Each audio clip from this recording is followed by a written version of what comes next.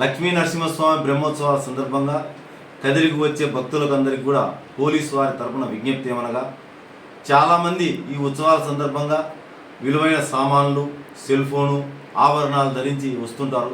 వారందరూ కూడా ఎవరి సామాన్లు, ఎవరు విలువైన వస్తువులు వారు బాధ్యతగా ఉంచుకోవాలి.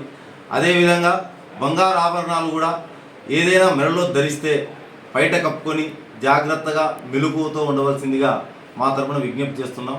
పోలీస్ తరపున కూడా ప్రజలందరినీ కూడా జాగృతం చేయాలనే ఉద్దేశంతో రేపటి నుంచి 2 ఆటోలలో మైక్ ద్వారా అనౌన్స్మెంట్ చేయడం కూడా జరుగుతుంది. మధ్య మధ్యలో కూడా అనౌన్స్మెంట్ చేస్తుంటాం. అయితే ఈ దొంగలు చాలా నైపుణ్యం గల వ్యక్తులు. ఎవరికి అనుమానం రాకుండా వారి పక్కనే వారి సహాయం చేస్తున్నట్టు నటిస్తుంటారు. తెలియని వారు ఆ విధంగా చేస్తుంటే వారి పట్ల కూడా ప్రజలు అప్రమత్తంగా ఉండి జాగ్రత్తగా ఉండాలి. అటువంటి సమాచారం ఎవరికైనా వస్తే వెంటనే డైల్ 100కి కానీ, టౌన్ సిఐకి కానీ, డైల్ 112కి కానీ ఫోన్ చేసి తెలపవలసిందిగా భక్తులందరికీ పోలీస్ శాఖ తరఫున విజ్ఞప్తి చేస్తున్నాం.